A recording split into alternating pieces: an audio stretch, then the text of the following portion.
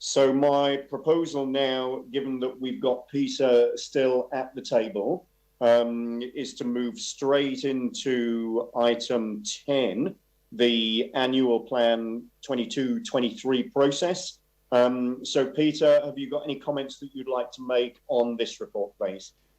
Just a few brief ones. I mean, it does feel a little over the top to have walked straight out of the LTP into the annual plan, but the purpose of this report is to try to make this as painless as possible at a process level and to take advantage of the fact that we just had such a strong LTP. So look, an annual plan, for those who have not been close to them over many years, is really just a schedule of changes from the LTP. Life goes on as quickly as you finalise an LTP. Some projects move, some budgets move, maybe some levels of service move. The purpose of the annual plan is to make those life goes on changes transparent to the community. So they can be as small as, well, it's year one, nothing has changed very much, we don't really have anything to report, all the way through to we're going to rejig everything and basically have another amended LTP. Now, on that spectrum, this paper is proposing that because of the strength of the LTP we've just done, it will be possible to capture any changes and make them transparent without going into an elaborate or full-blown process that really would represent drag for both governance and management if we were to do that. Now, it depends on the nature of the proposals that councillors put up. So the idea here is that we understand the process after we've understood what councillors require. Now, that means, I'm just scanning through the recommendations here. That means that at a process level, what we're looking for is to do a roundup in September with workshops with councillors to understand what changes they or the boards might be seeking for the annual plan. And at the same time, management will do its own reviews of tweaks and fine-tunings. At that point, when we understand what the wish lists look like, we can work out how to do the lightest possible process that does the content justice. So that means talking to our colleagues in legal services and getting the process right. If it goes the way it could go, which is to say that there are some relatively low-level changes, we could have a light annual plan process, which means the organisation could focus on delivery and getting the basics right and all of the key messages that the executive team has proposed, while councillors can crack on with the development of the city. So that's the theory. We've spent nearly 18 months planning, and now we're in the let's deliver, let's get it right phase.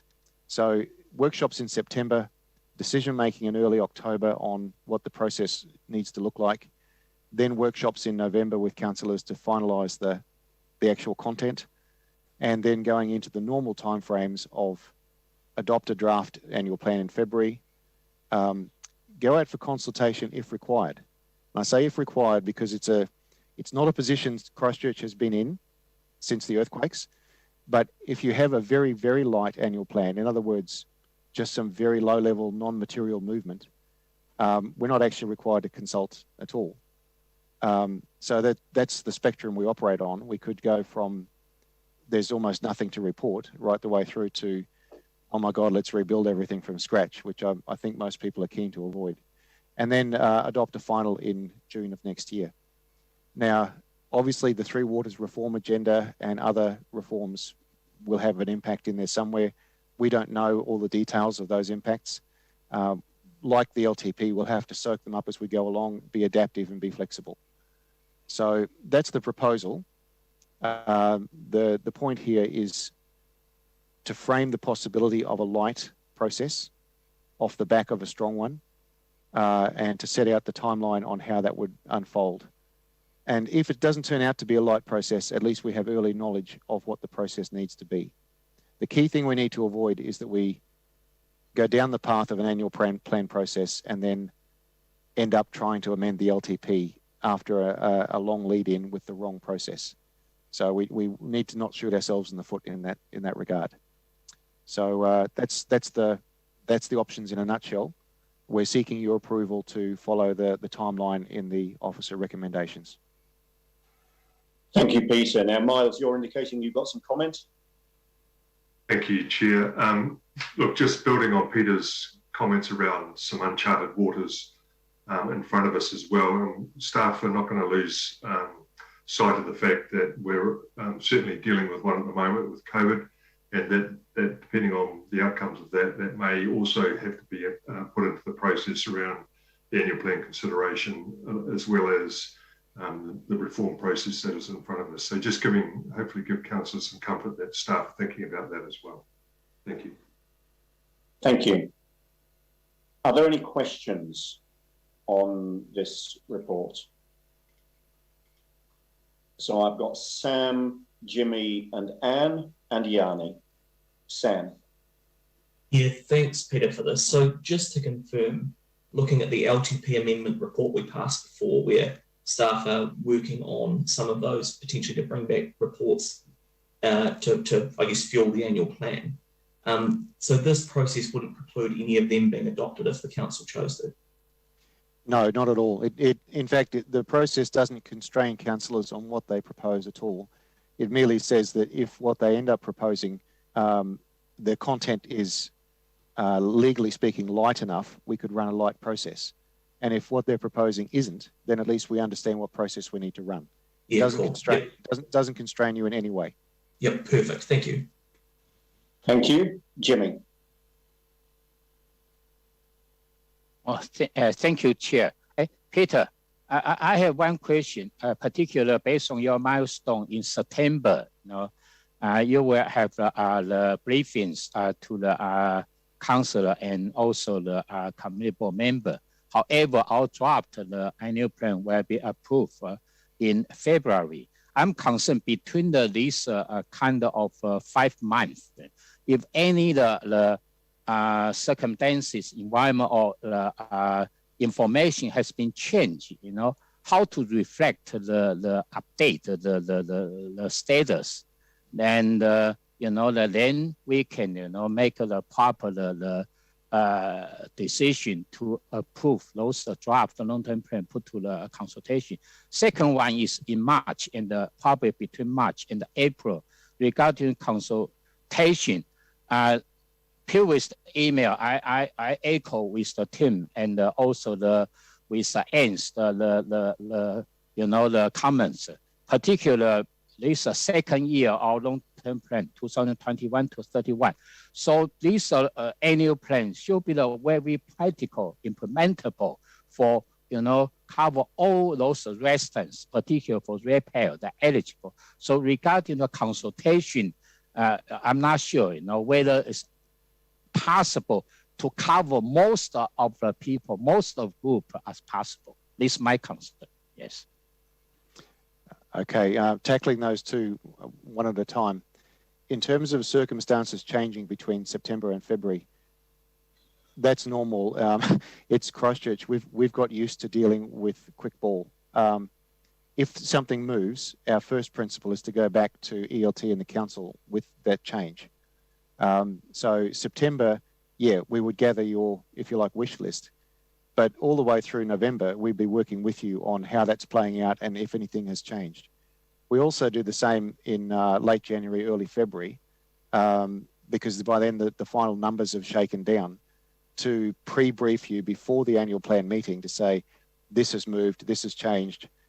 We're used to this environment because, quite frankly, there hasn't been a normal plan since the earthquakes. We're used to adapting and quick ball on the run. So the principle, though, is always, if it moves, we tell you, and we tell you what the implications are, and then you can reposition yourself if you need to. On the second one, consultation, remembering that the annual plan is a schedule of changes. It's not a new or mini LTP, or it doesn't have to be. It can simply be a very small document at times of, these are some non-material things that have moved. We're just telling you so you know. And you would scale your consultation accordingly. The one thing we probably don't want to do is, if it turns out to be a light annual plan, is over-consult and overdo it when in fact there's not much message there to go with. So we kind of scale the the degree of communication to the degree of importance that the message has. If it's a small number of non-material projects move their timelines, or there are some minor tweaks to budgets, it's probably isn't worth dragging in a huge amount of consultation effort for that. But again, the principle of this report is the process will follow what your content needs to be. We're simply setting out the spectrum of options that you've got in front of you, and the light option could be the one you want. Thank you. Thank you for your answer. Thank you. Thank you. Now, Dawn, you're indicating you've got some comment that you'd like to make.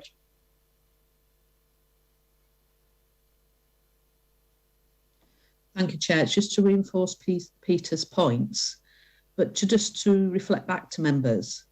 If you think we're now in August and we're dealing with the close out of an LTP that looks at a 10-year budget position, and I would describe that as 10 years, but the first 3 years as a real hard budget position.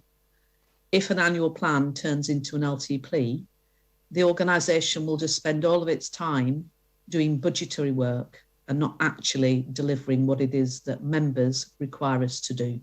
So that we are at the end of a very deep and wide LTP process.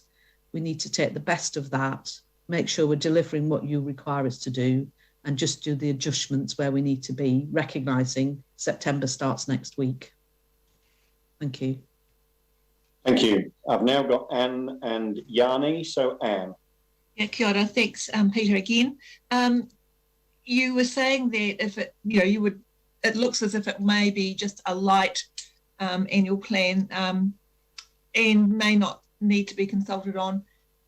Is there, however, an opportunity for us to communicate somewhere in there to reinforce some of the information that we gave to people through the LTP, just to kind of remind them and to take the opportunity to educate and inform again,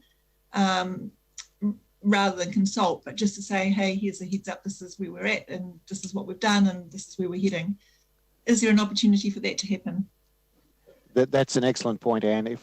If, for example, the content the council has proposed meant a light process, instead of formally consulting, and you know that's very bound by all kinds of legal constraints and walls, we could instead run a communications process and say, look, here's our schedule of changes, and here's all the other messages we want to bring across as well.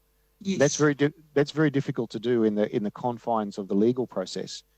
But if you're not bound by the legal process, you could turn it into a communication exercise, two-way communication exercise that's wider than a small handful of changes. So yeah, I would think that the idea would be, if we are going light, that we go out with a proper communications package that could actually in a lot of ways be better than the formal bound sort of consultation. Right, and following on from that, perhaps in that between November and February sort of, if, there might be potential to get a working group together to just kind of really give some ideas about design features and communication. I know that we have an amazing communications team, but sometimes seeing things through the eyes of someone who doesn't understand a lot of this language might be useful. Well, that would be particularly the case if we're going with a communication rather than a formal consultation, because that way the content and the style is not bound by the law. That's the right. problem with the LTP one is that it's heavily constrained by all kinds of legal directives, whereas this, if it were light, would be open to how we would like to do it from scratch as human beings talking to our community. So in many ways, it would actually be a real opportunity. Sounds like it. Sounds good. Thank you. Thank you. Yanni. Thank you. I just wanted to check, because we've had a few things that have been, like just in the previous report, that the timeframe won't align to getting the feedback from the boards to put capital projects forward.